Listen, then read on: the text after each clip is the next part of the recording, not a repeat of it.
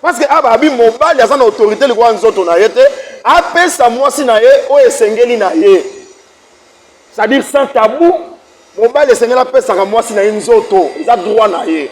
Les remariages ezali moto asi abala ake ko bala mbala mibale.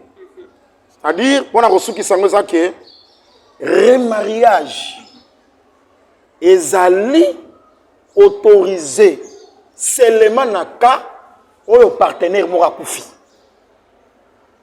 Romains chapitre 7. 1 Corinthiens chapitre 7 verset 39. Aussi longtemps que les maris azana bomoi, moi ça zali lié. Mais ce quand mobali a koufi, babi moi ça commis libre. Voilà, bonjour à tous. Nous vous remercions pour vos abonnements et les likes, pourquoi pas vos partages que vos là semaine par semaine. Nous sommes Bizet Télévision, c'est bel et bien votre émission à chacun son tour. Comme d'habitude, c'est une émission socio-culturelle qui reçoit toutes tendances confondues des gens. Voilà, c'était un titre de rappel. Mais aujourd'hui, on a reçu pour vous un grand homme dédié à la personne du pasteur Emmanuel Toumba. Avec lui, notre invité, Torosola Mingi, sur ce qui concerne les divorces et les remariages. Donc, je suis sûre et certaine que vous comprenez déjà. Et le connu de la carte, donc maman likambo na biso, il y a émission de biso à mokolo ya lelo, ils allaient comme sujet les divorces et remariages, parce qu'on a remarqué que et comme le comme chronique, donc c'est jour pour jour que batu bazo balana, batu bazo dire que c'est divorcé, batu bazo balana galisusu vraiment, et c'est pour cela on a fait un choix, il y a pasteur Toumba, alors de la biso nanu, ba cause nango ba conséquences, et pourquoi ils allaient toujours kokoma na kati ya bana na nzambe. Je suis déjà avec mon invité, je le salue, pasteur. Bonjour papa. Oui, bonjour. Bonjour ma sœur Bénite. Kola Pambolayo, na visite na yo kati na biso. Sinon merci beaucoup, je suis bénie. Yakoyamba bino na plateau na biso na émission na biso mokola lelo à chacun son tour et tokolobela sur divorce et remariage. Dès l'entrée de jeu, message moko fortifiant na balanzambe bazolanda biso partout dans le monde entier. Bon, et comment maki dans leur détresse, a-t-il là qui bango parole, puis parole et guérissa qui bango. Batu bacha confiance na parole de Dieu, na kati ya parole guérison ezali, na kati ya parole bénédiction ezali, nzamba zo ba promesse nyonso atia na kati ya parole. Yango moni centenaire romain akoya koyebisa Christ naza dignité oya na droit na ngai, dit seulement un mot. Iska serviteur na nga azali akobika. Yango moni akoyaki ke maloba ya Seigneur na kati nango guérison ezalaki. C'est que l'autre qui fortifier bateau, ba croire na parole, parole ekosaka te. Ba promesse sur ça na kati na parole, parole eza na puissance. Yako même ba miracle, telaka la liloba moko. Jésus aloba, prends ton lit, lève-toi et marche. Quand la liloba pepe si makolo makasi, un paralytique a télémi pe atamboli, il y a un na parole. Donc il va continuer à croire la parole. Malgré les difficultés, malgré les problèmes, ceux qui battent croire la parole, et que c'est la bonne. D'accord, merci. La parole de Dieu est vraie, la parole de Dieu est certaine. Voilà. Il faut tout le temps croire à la parole de Dieu. Il y a un monde de style, il y a ma mère, il y a biso. Et balance la biso, il y a télévision, il y a besoin biso depuis États-Unis d'Amérique, depuis France, donc depuis Royaume-Uni, Mobimba, sans plus tarder, n'a présenté cette station d'Angaï, na JR de Carlo, à la personne de Carlos Nzita, Azali Boss et Bizet Télévision, pourquoi pas, na Magui Moudiza et Balandinion, Saobo Sepelara Bisso, Bizet Télévision. Pasteur, est-ce que, quelle est votre position par rapport à notre sujet qui est les divorces et les remariages? Ok, merci ma soeur Bénite. Nalina Zaka na sentiment. Tout na dosenga na bande konos bazolanda biso baza d'abord na sentiment oyo ba disciple ya Béré bazalaki nango sentiment na bango ezalaki tangu Paul azo prêcher bango pour bandima ke malobana ezaki exact bazali ko examiner ngo par rapport aux écritures. Makambo nzambe eza makambo na ngate eza makambo bato te ozoki to so bengo liloba ya nzambe c'est que kolo nango azali et puis nzambe on a créateur yenda créer biso pour un but après ça biso mission ya pèlerinage na biso sur la terre sengeli to obéir na volonté ya créateur. Maintenant le divorce na ko sepela totanga nde kozala kitoko mingi naza na Matthieu chapitre 19 Matthieu chapitre 19 awa ba pharisien bazali kotuna pe mituna bazali na besoin. Permettez-moi pas verser. Naza na Matthieu chapitre 19 abandi na verset 3. Matthieu 19, 3. Ok. Les pharisiens, les pharisiens l'abordèrent et dirent, pour l'éprouver, est-il permis à un homme de répudier sa femme pour motif quelconque? Voilà la question, Christ. Ah, bah, pharisien de Batunier. C'est quoi Jésus a répondu? Abi, il répondit, nous à répondre c'est Jésus. N'avez-vous pas lu que le Créateur au commencement fit l'homme et la femme? C'est que Moutouakela, moi, Sina Mobali, c'est le Créateur. Le Créateur, c'est Dieu, parce que nous avons qu'un seul Créateur. Et il dit, c'est pourquoi l'homme quittera son père et sa mère, s'attachera à sa femme, et les deux deviendront une seule chair. Ainsi, ils ne sont plus deux, mais ils sont une seule chair. Que l'homme donc ne sépare pas ce que Dieu a uni. C'est que le mariage est une jonction. Il y a un Nzambe. Asangisi mobali na mwasi. S'il vous plaît, asangisa mobali na mobali te. Mwasi pe na mwasi. Mwasi pe na mwasi te. Mutu pe na niamate. Babi, que personne ne sépare ce que Dieu a uni. Pourquoi donc lui dire-t-il, la pharisien Moïse a-t-il prescrit de donner à la femme une lettre de divorce et de la répudier? À répondre,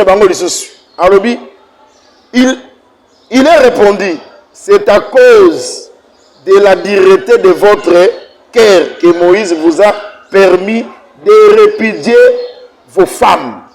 Au commencement, il n'en était pas ainsi. On a une réponse à Christ. Les pharisiens vont aborder une question par rapport à la loi de Moïse. Question, Christ a dit il a répondu, c'est à cause. Non, pourquoi donc lui dire-t-il, Moïse a-t-il prescrit? C'est que Moïse a combattu. Que Mobali a dit que c'est là, moi si na lettre de divorce, c'est pas répudié. Ça c'est Moïse. Et ça dans Deutéronome chapitre 24. Donc, on va répéter Deutéronome chapitre 24 à partir du premier verset au Kiti, troisième, même quatrième verset. Moïse benza komaki na Israël, c'était la loi de Moïse. Si on coûte quelque chose, on préfère tout en Matthieu 24, parce qu'il va répondre, Deutéronome chapitre 24, verset 1. Deutéronome 24. Deutéronome 24.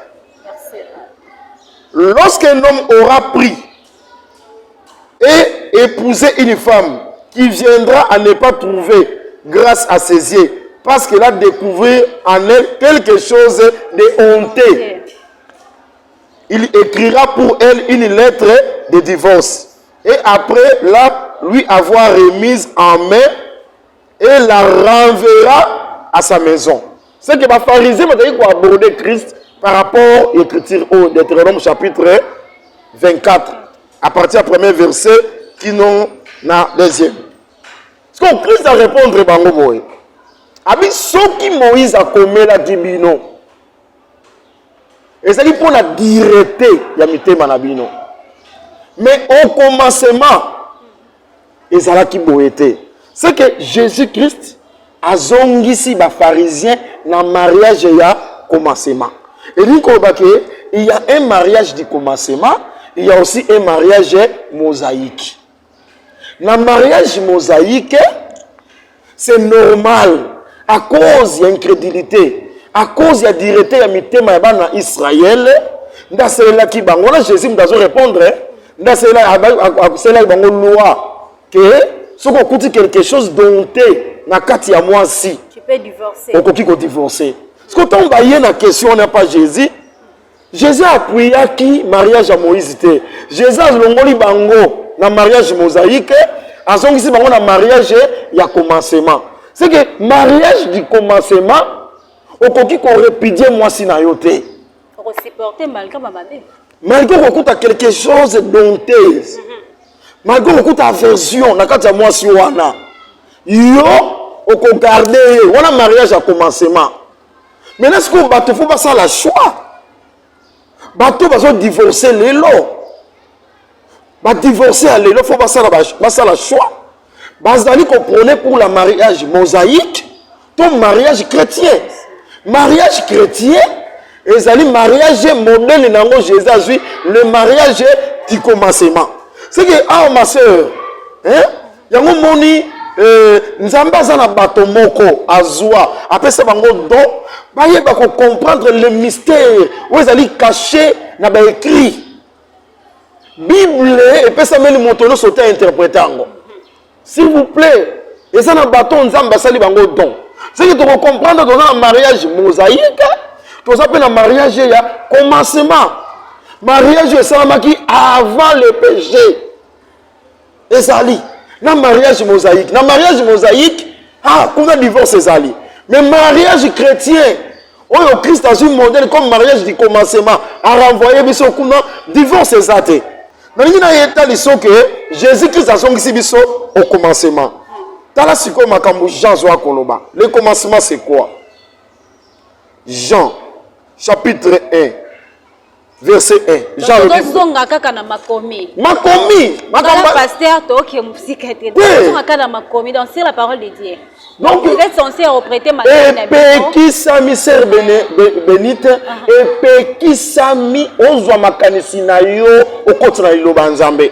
Tango nzambe yekokela mokili na ye muto ayaki net na ye azalaki te. Azaki ye moko na souveraineté na ye nda créaki pour un but. Nga mutu na kuwa na makanisi na ngate. Yango moni ba réflexion nyo sur nzambe. Ba penser nyo sur nzambe atiango na makomi. Tala. Jean ne sais pas expliquer biso commencement. Au commencement était la parole. La parole était avec Dieu et la parole était Dieu. C'est que Jean ne sais pas expliquer biso. Au moment du commencement au Christ a lobby, le commencement c'est la parole. C'est que Christ a dit les mariages selon la parole divorce et zalakate. Ce qui Moïse a dit ça qui dit pour na directer à mitema na bino. Moi, je crois que les lots, ils sont ça, incrédulité. Tout ça, la directe à mité maté. Les lots sont au moto à répéter, moi, si c'est un incrédule. Car naïe, ça dit dire. Pourquoi Moussalo, pourtant Moussalo Christ, ayaki pas l'incrédulité. Après, c'est son cœur, il y a chair. Pour Malobanzambe, comme Maskoyo, na mité manabiso, mité mamusuni. Biso ça, moté malibanga, tel que Israël. Israël n'a pas monté malibanga, il y a un peu ça qui est loi. Mais biso doit aller sauver non par la loi, mais par la grâce. C'est que nakati ya ngolu, otozui nanzela akolo Yesu Christo. Et Jean chapitre 1 verset 17, la loi est pas à Moïse, mais la grâce et la vérité et pas à Jésus-Christ. Sinon pasteur, tout ce que la makambo ya mariage wana. Qu'est-ce que signifie le 1 plus 1 oyo bo déclarer alors ya bénédiction nuptiale? Maman, dans le bas, 1 plus 1 c'est écriture. Hein? Parce que les chrétiens, balani bien sûr, mais moi, flou na côté, 1 plus 1, on déclare alors il y a bénédiction nuptiale. Ainsi, ils ne sont plus deux, mais ils sont une seule chair. C'est que les deux bakomi un. Baso comme un dans le mariage comment? Écriture dans la moko. 1 Corinthiens chapitre 6. Pour la récupérer encore. Alobi boy. Oya kosangisa nzoto na prostituée. Bakomi na nzoto moko. Même esprit. Omoni? Bakomi na nzoto moko. Ndaye kosala rappel écriture abi yango ekomama. Les deux deviendront une seule chair. C'est le Nico Robake. Bakomaka est par l'union sexuelle. Maman, c'est très important pour continuer Makambo Etali divorce. Dans l'église, les lots, les chrétiens, divorce et qu'on dit la maté. Mais comme ma pasteur, nayebiso ke ata divorce na mabala ba chrétien surtout. Nayebiso pour dire aux ba chrétiens même des pasteurs. Voilà. Il y a des pasteurs divorcés. Aboyi moi si en plein jour. Pe église wana bandimi batikali kaka. Na bakozo ya yebeli. Donc aboyi bena moi si neko pour continuer lecture. Balobi boy, il est répondu à cause de la dureté de votre cœur que Moïse vous a permis. Mais je vous le dis que celui qui répudie sa femme, sauf pour l'infidélité, qui en épouse un autre, commet l'adultère. C'est très important. Surtout. Sauf en cas d'infidélité. Infidélité ou infidélité conjugale. Ok. C'est-à-dire adultère. Okangi mwasi na yo a fragrance. Na mobali mosusu. Na motif oyo. Nde okoki ko répudier mwasi na yo. Divorce ekoki ko salama. Na motif ba okoki babi sauf en cas d'infidélité. Ce qui peut linguer, non? Parce que je peux aussi pardonner adultère. Mais oui. Non, dans l'évangile il y a grâce. Et puis, on peut continuer. Que personne ne sait pas ce que Dieu a uni. Ok, n'a pas Pierre, abi Pierre. Na pesio ba clé ya royaume. Oyo kokanga na se. Nicolas Salinini et Kangi. Le mariage c'est aussi un lien. Ministre ça na pouvoir. Nzambe, nanzela ministre aïnir. Mukolope liyo ekolungwe katana. Lokola nzamba pe sinzela, ministre pe fazala. Yangomoni na Israël, même si on kangi a fragrance, bazali ko mema le couple bakoya pa ba ancien ya ville. Ba ancien ya ville nde bako déclarer divorce. Et ça yote. Pourquoi c'est important? Omoni, c'est important. Et li ko bakate po kangi mwasi mbamo ko boyaye. Nalingi masero landanga très bien. Dans son lando balandi pe bazolanda très bien pasteur. Car loko okuti mwasi na mobali mbamte okozwa likambo wana. Okomema ngo po ba ancien pour ba ancien basala ba recherche, ba investigation. Ba yeba likambo et outi esala mindenge nini. Obi pourquoi ba pharisien kaka wana? Bakangi mwasi moko na Jean chapitre 8. Bakangi mwasi à fragrance. Mais c'est là qui va lapider selon la loi de Moïse. Parce que la loi de Moïse a dit déjà que pour lapider moi c'est n'engouala. Mais bango va zouiller, il n'est pas Jésus. Non, pourquoi il n'est pas Jésus? Parce qu'il va lapider, il va condamner. Bakanga qui a fragrance. Parce que va commander que l'ancien du jour, ancien il y a ville, il faut le bas. Or l'ancien c'était le Seigneur Jésus. Quand l'ancien tali abi na bino nyoso ona na sumukata abamba libanga motaliboso nzoka bango pe baza na péché ndenge mwasi wana zaki na péché et comment compliqué Jésus a pardonné abi va kosumuka lisusu te c'est que ningo lobake le pardon ekoki kozala na mwasi oyo bakangi ya fragrance.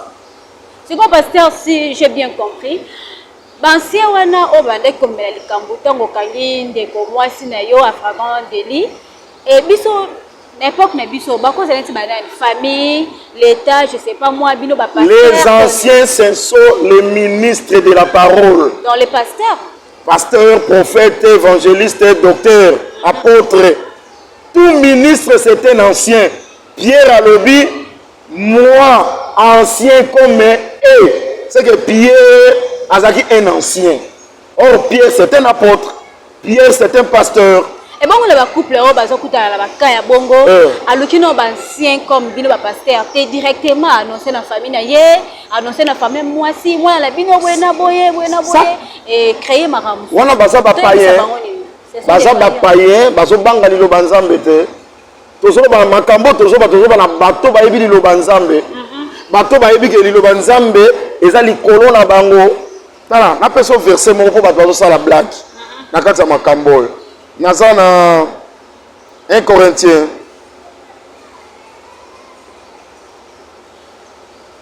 chapitre 6 verset 9.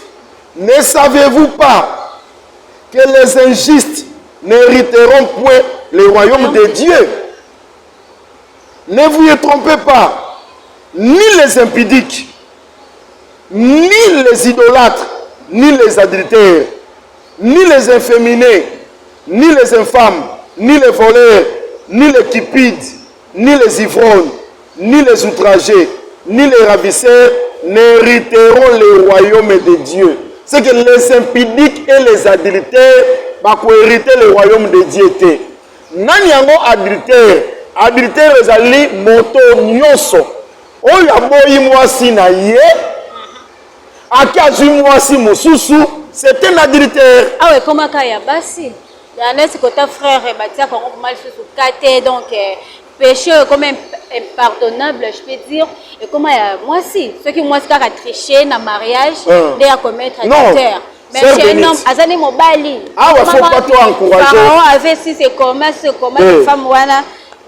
Ah ouais, toi encourager que moi ça qui ne concerne l'adultère. Adultère est un péché. Comment ne plus à ma soeur, ma mi batte, là-bas, la fidèle na mi bali na bango, c'est la parole de Dieu. Na kana yo, na position na yo sœur, moi si, au sein l'adultère te, sauf qu'au sein l'adultère et que ba kangi wa fragrance, ma preuve ezali, ba ko boya yo, mo bala ko na péché, ça c'est la parole de Dieu. Sauf que toujours ba ke ba même pas ba ancien, pour ba ancien ba examiner, pour na ko yeba. Et là, il est poussé au Sénégal adultère. Pourquoi dans le Bible, ma soeur? Dans 1 Corinthiens, chapitre 7. Que le mari, verset 3, rende à sa femme ce qu'il lui doit. Et que la femme agisse de même envers son mari. La femme n'a pas l'autorité sur son propre corps, mais c'est le mari. Et pareillement, le mari n'a pas l'autorité sur son propre corps, mais c'est la femme. Ne vous privez point l'un de l'autre, si ce n'est d'un commun accord pour un temps, afin de vaquer à la prière, puis retourner ensemble, de peur que Satan ne vous tente par votre incontinence. Oui, ça va devoir, ça marier. Au moins, il faut pas examiner ça. Il faut pas dire, oui, il y a ça la vérité. Bon, quand il y a fragrance, est-ce que quelque part péché zate? Est-ce que mon bal a coupé une auto? Parce que Ababi, mon bal, il y a une autorité, le roi Nzoto na yete. Après ça, moi, si na ye, o esengeli na ye.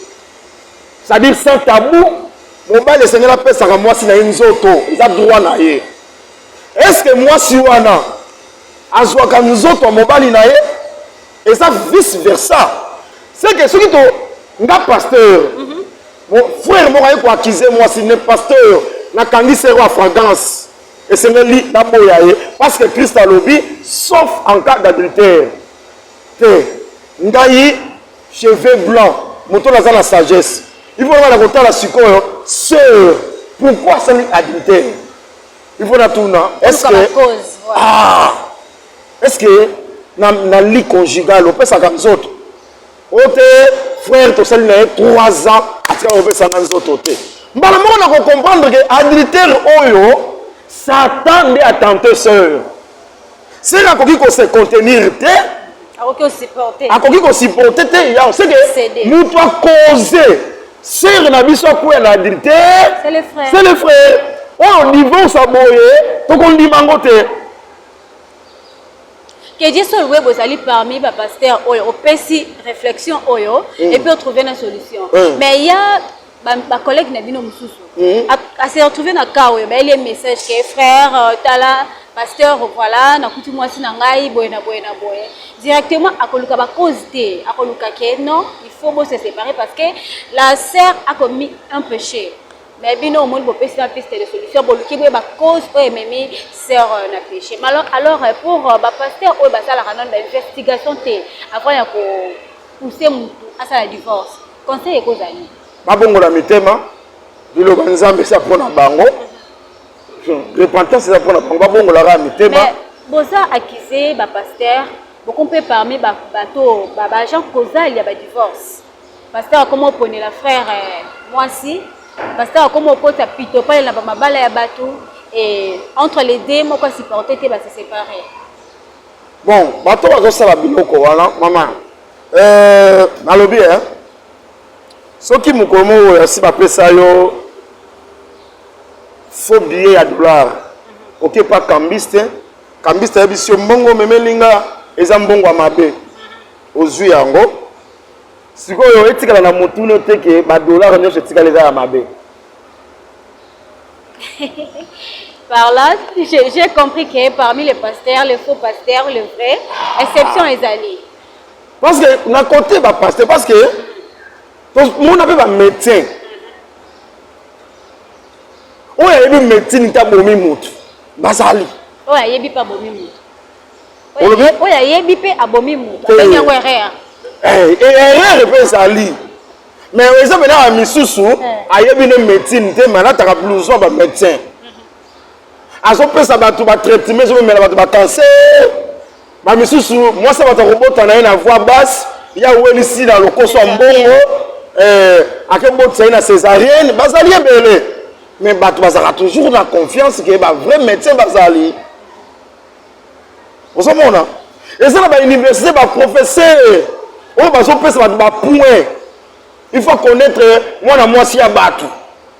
Mais quand même, les appels à vrai professeur. On se mérite point.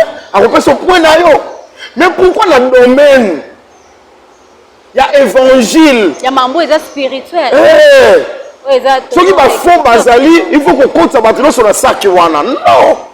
Donc, on a dit que ça va tout sur l'andabiso. Ce qui va escroc, va pasteur basali. Ce qui va faussaire bazali, bon monde c'est lui qui a été quelque part dans vrai bazali. Ce qu'on dit quelque part ivre zali, pembeni on appelle boule zali. Ce qui faux zali vrai zali. Il y a des pasteurs au bankadra ba couple, pe ba memi bango na gloire. Tala. Yo okuta biso wat. Awa soko salima seki to exterminer yo. Comment ça? Faut qu'on yo quitter biso wa to bonde la bandimité. Au contraire, mon Dieu, il faut se soumettre à la parole. Parce que la parole, les alliés, Nicolo, il y a nyonso. Ce qui te fait sur mon longo, que moi, si je trouvé que moi, si je atamboli mabe, yonde mutu.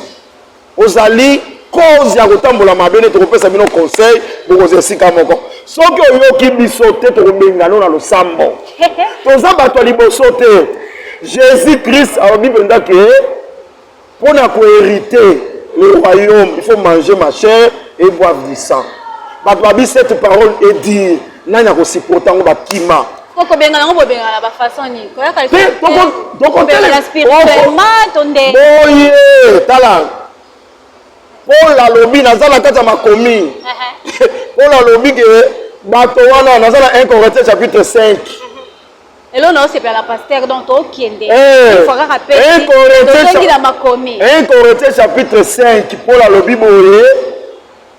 Na yoki kati na bino impudicité salami. Oyo kutu toki komona pa ba païen te. Moko na bino azui mwasi ya tata na ya mibale. Ensemble nazaki abi absent.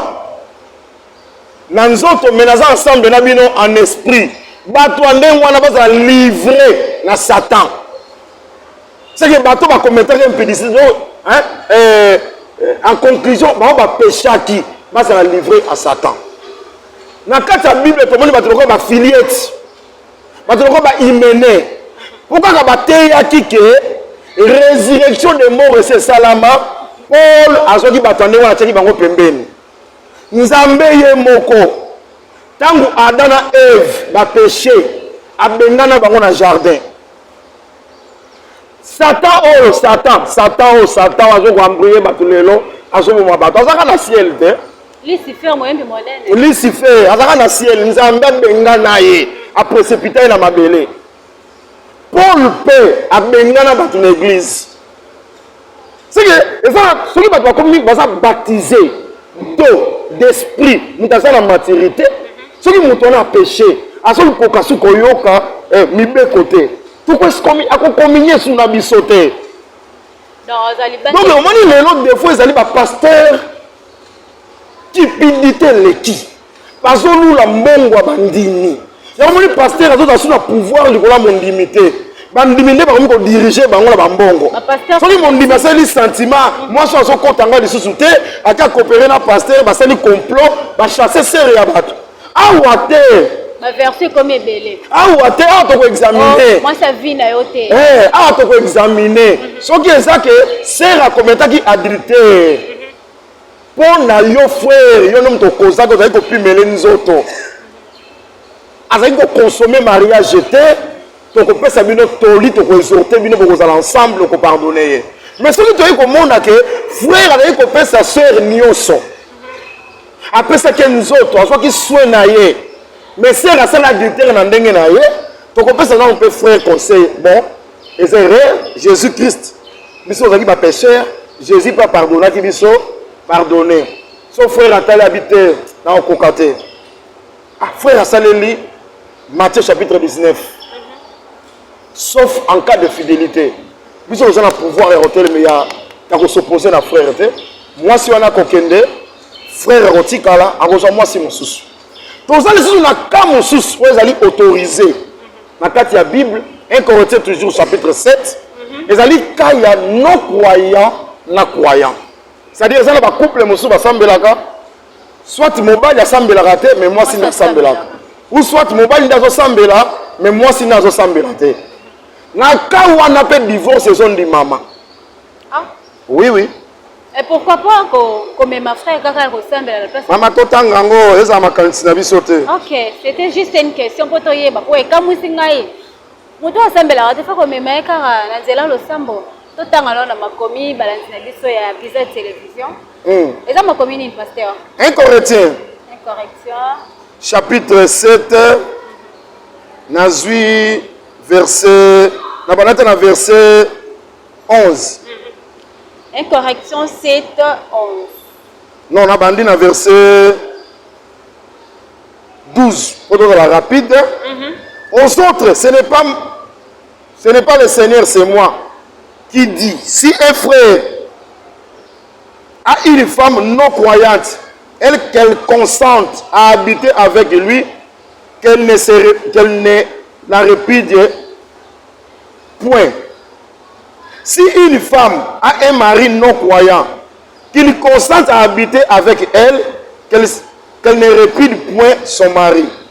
Car le non croyant est sanctifié par la femme, et la femme non croyante est sanctifiée par les frères. Autrement, vos enfants seraient impurs, tandis que maintenant ils sont saints. Si les non croyants se séparent, qu'ils se séparent, les frères ou sœurs ne sont pas liés dans ces cas-là. Dieu nous a appelés à vivre en paix. Mais non-croyants, bato ba yebi nzambe te. Bato ba sambelaka te. Soki bako kabwana ba kabwana.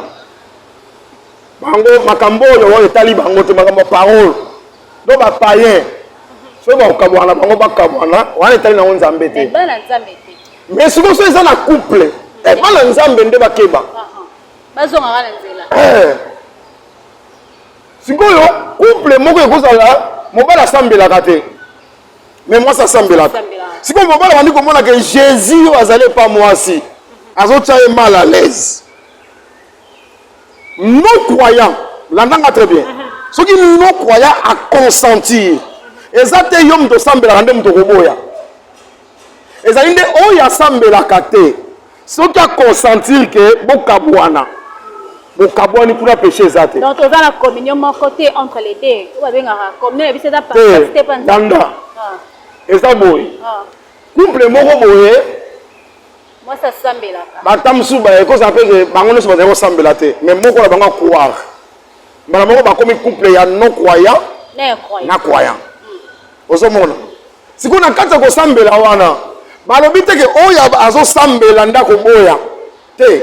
Oya sambela kate. Ndeso ka consentir ke bo vanda. Boko vanda. Yo ko lobate pona komi ko sambela loko ya linko sambela te na boya yete. Wana yo pe ko divorcer te. Muta ko consentir ezali oyo atikali libande église. Yende soka donc aza deux possibilités. Soka lingi bo vanda. Ataza mo pagano, ataza chef coutumier. Soka lobi to vanda na yo kaka tozo sambela to vanda ko vanda. Yo ko lobate ke na boya ye, poza la chef coutumier, na boya ye, poza te ko vanda. Mais ce qui y a lobi non, tozo kabwana po comme ko sambela. Wana boko kabwana, ça côté mobali, to côté mwasi. D'accord, bien compris pasteur. Sinon, il y a un frère quand on a vu la Kinshasa a auto-déclaré divorce. Rien seulement que moi si naïe lobi que moi si na sambela comme il ba croyant na ba non croyant. Donc moi si naïe dali croyante, alobi asmipé ça comme mingi na makabota l'église. Donc azana te pour la satisfaire frère. Tout le temps on a service église et quand lamba na retard, à ce qui part na bana na retard, tout le temps pendant qui pas pasteur, on doit salam l'église et puis frère a Monique les a déclaré divorce. Frère wala dali mo pagano. Habillé pas sambela na yé, mais est-ce qu'il y a cerné à comment il côté net la ménage na deuxième position qu'église. Et ça dit quand frère côté qui nango et a déclaré divorce. Bon, habite ce qui pasteur na bango zala, tu vois pour les cas au pastoral c'est qui traité yango. Parce que ça peut mal à monter une sœur a abandonné ménage. Et on les a nzamba des autres te. S'occuper na libota na yo, zo soin mobile, zo soin ya bana na yo, yaka ko sambela. Eza na losambo moko te ki ko déranger ménage na yo.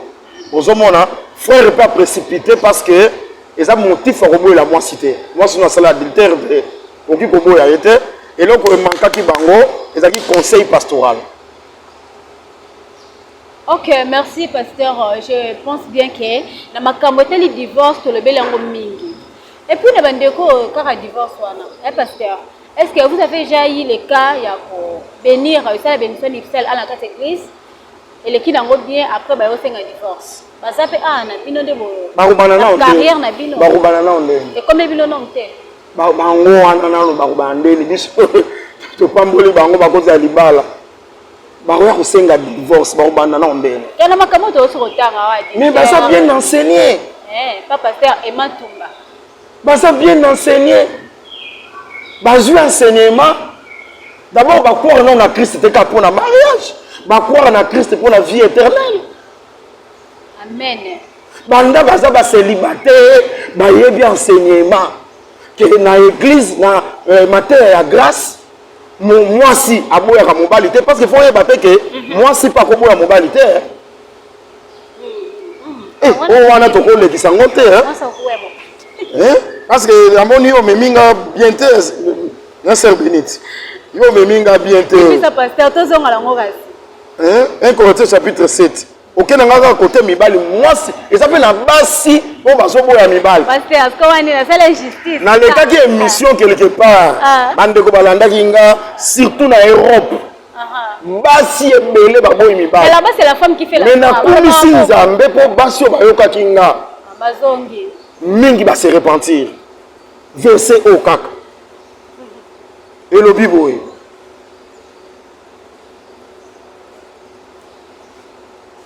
Babi, à ceux qui concernent, à ceux qui sont mariés, j'ordonne, non pas moi, mais le Seigneur, que la femme ne se sépare point de son mari. Ça, c'est un commandement. Pas discuter dans le commandement. Si elle se sépare, qu'elle demeure sans se marier, ou qu'elle se réconcilie, avec son mari, et que le mari ne répide point sa femme. Mobali aboya moi cité, moi si pas boya mobalité, Moi, ça a deux possibilités. Ce qui a boyi mobile, il y a tikala ye moko. Na vie na ya tikala soko bala te. Olandi loko wana? Mobile ya boya mwasi te, mwasi ya kabwana na mobile te. Ce qui a kabwani, pour péché te, atikala soko bala te. Obi ezana basi boni. Lelo ba boyi mibali na bango. Parce que c'est comme si mon bali kanda boya ka mwasi. Et ça fait la base belé o ba boya mibali. Quand on le banesi na boteng bande ko baza na Europe pour là-bas c'est la femme qui fait la loi hein. Une fois qu'un frère a péché boya ali banda boye va déclarer divorce mais on peut sili. Balanda biso à travers verset oyo. Soki qui porte zoko sabango, porte za parole de diété. Babi doctrine na bango. Ba immeuble, ba autoroute, na ba tunnel, na ba métro et ko changer évangile té. Ce que métro, tunnel, restaurant à McDo, il y a KFC, dès qu'on change l'évangile, non, la parole reste la même. Jésus-Christ a dit là, le même aujourd'hui et éternellement. Amen. Et ça, la culture, il y a continent à mon côté, dès qu'on change la parole. Ah, bah, attends, bah, que moi, si. Que la femme ne se sépare point de son mari. Ah, bah, habitez que Bassi Afrique. Non. Même en Asie, même en Europe, même en Amérique, même en Océanie. Moi, si il y a quelqu'un qui se sépare, la mobilité. Ceux qui se séparé, il y a mon con. À balater. Ceux qui ont à commettre adultère. C'est que verset est bloqué, bango. Ezali verset est bloqué par Luc chapitre 16 verset 18. Luc 16 18. Quiconque répudie sa femme et en épouse une autre commet l'adultère. Et quiconque épouse une femme répudiée par son mari commet l'adultère. Donc ce qu'on est innocent. Aya kutani na Benedict Benit atiko kabwana mobali to mobali aboyi Benit mobali no so ya bali yo à commettre l'adultère donc binomi bali boko badité donc moi si on se séparer na mobali na yo tikala yo moko so mobali mo so ya ko bala yo boko mettre l'adultère. Mais apparemment va te respecter en autant kasi ba divorcer a bali na ye azani pas l'aise problème est évoluer malamu sœur Benite problème est à niveau à source source mais ça m'a kitoko fleuve numéro za kitoko voilà source mais ça m'a salité fleuve pe za na mai ya salité na nyalo bani par là bino olingi Mateo zo sepelisa bino biso basi tu ya libala bino ka basi te na mibali OK biso nyonso na bala okokende Europe bozolinga batongola bino ba citron bapakola bino ba mafuta Jesus balatsaka bino ba bracelet ba Mateo bino bolingi yango wana bato baza na vraie connaissance ya parole te bato baza na vraie connaissance ya parole te. Ceux qui ont une vraie connaissance de la parole, ils vont faire des choses qui mais Nzambe azwa lokumu parce que batono so bako beba mais libota noé ba obeba te. Batono so bako beba mais libota lot ba obeba te. Nzambe pa ko kolongola bango avec bango quelque part. Batono makamyo so bato sala un jour Nzambe ko kolongola ka famille lot. Kala na mboka oyo impudicité zo salama. Na mboka oyo péché vice contre la nature zo salama ba péché que mobali zo mobali moi ça zo moi si muto zo niama mais l'autre a garda ba fille na ye vierge pe ba signaler so que ba gendre ya l'autre bazalaki mais ba na l'autre ba tikali vierge c'est que ngina te sara que mokini mombo ba ko beba oya boy oya bebi o ba zo mariage le sentiment mais et dans l'église moko babateli bana bango vierge c'est que bango basa pire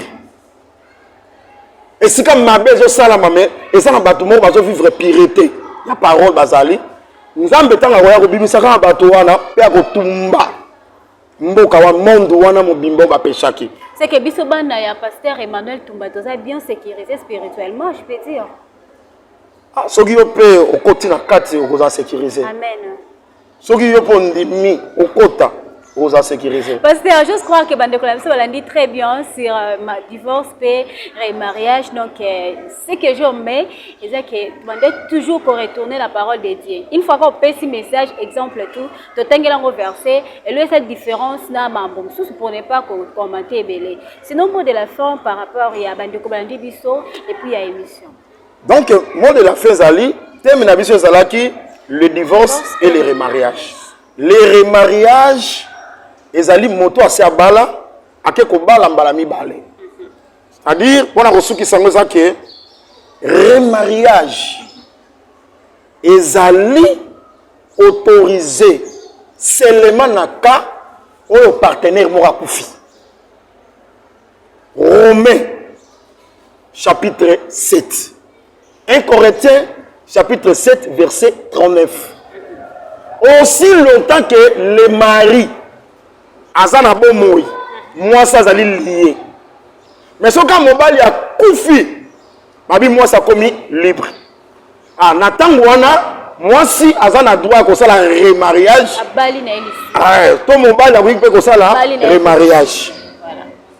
Mais na bakawana quand monsieur ezali ndenge tolobi sauf en cas d'adultère. Que bakanga ki moi ça fréquence. Ba ancien ba examiner dossier ba monique mobali azana raison ba ko libérer. A koki pe ko se remarier. Et dans là ba cause moko palpable. To beta c'est. Ba preuve, soupçon té. Voilà. Ya songi té. Et puis ba cause au pasteur a cité c'est la Bible. Ba kangi yo penza yo mwasi ba kuti mobali likolo na yo poto za la clair. Et ça preuve. Ba kuti yo mwasi ya bato. Bo ça la tire langue na mobali mosusu. Mbona même na nzela. On a des nécessité chambre d'hôtel était. On attend un coin, attend un arrêt. Yo moi salibala, ozulo lemo na yo, okotisi la moto comme mobali mosusu. Et ça preuve.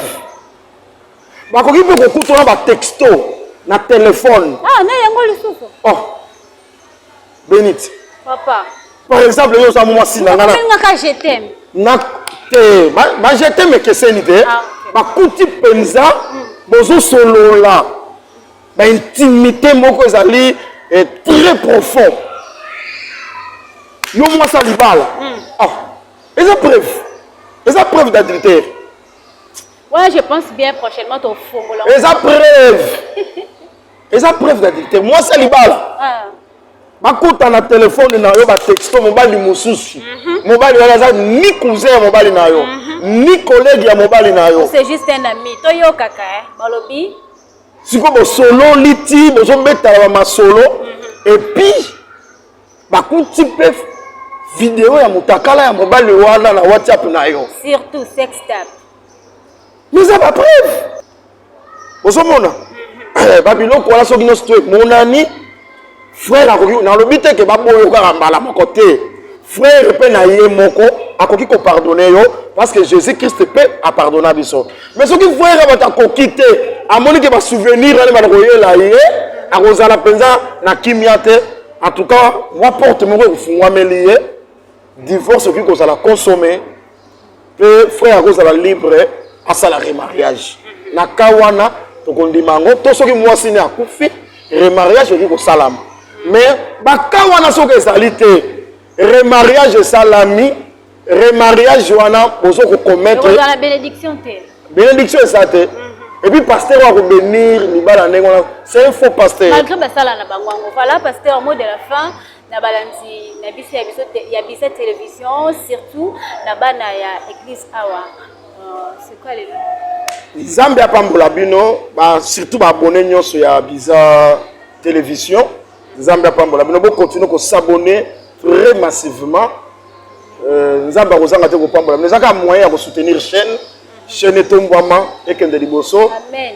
Au fur et à mesure chaîne ba ko Tombouama, bon on reçoit pe ba belle parole oyo ko bana ko édifier bino. Pour na bana yankoli nga benga ba le peuple nombreux. Voilà. Bango ba ko célébrer l'Éternel au milieu d'un peuple nombreux. Kola pambola bino, boyebi que marche à 40 jours ezali tozali kokomba na marche à 40 jours le Seigneur asala bino grâce si le 27 tozana séminaire sur Jéroubal ezobana du 22 au 27 vraiment séminaire wana tosengaka nzambe za na dimension mosusu nzambe mabiso na dimension mosusu bao basepeli na mateya soki bolingi bolanda sikoyo badetail ya mateya forme totelaka na chair parce que ndenge tozosolola na sœur bénite awa eza émission ezaka na esprit na yango mais mateya dio de la chair chair bozomona wana tant tomataka Seigneur alatisaka biso mpe na onction mosusu soki olingi olanda yango na forme wana toza na chaîne na biso obeti kaka pasteur Emmanuel Tumba TV okokuta osabone mpe okobanda kolanda bamateya aza déjà kuna déjà mateya ya gâteau roulant ezali kuna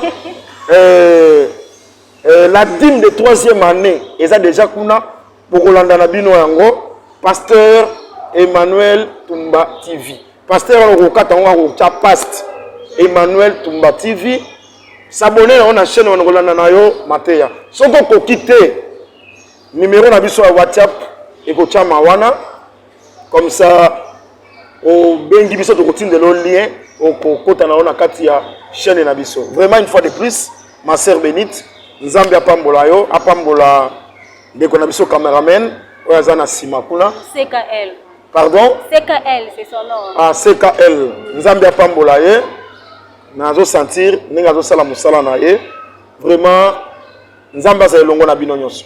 Voilà, merci, que Dieu vous bénisse aussi. Merci pour votre humble, voilà, humilité, j'allais dire merci de répondre à notre invitation.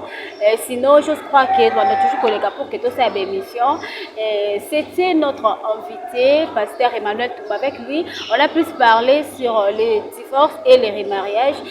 Fidèle de notre télévision, c'est par ici que nous mettons un point final dans cette émission. À chacun son tour, merci. Quant à moi, je vous dis au revoir. Bye bye.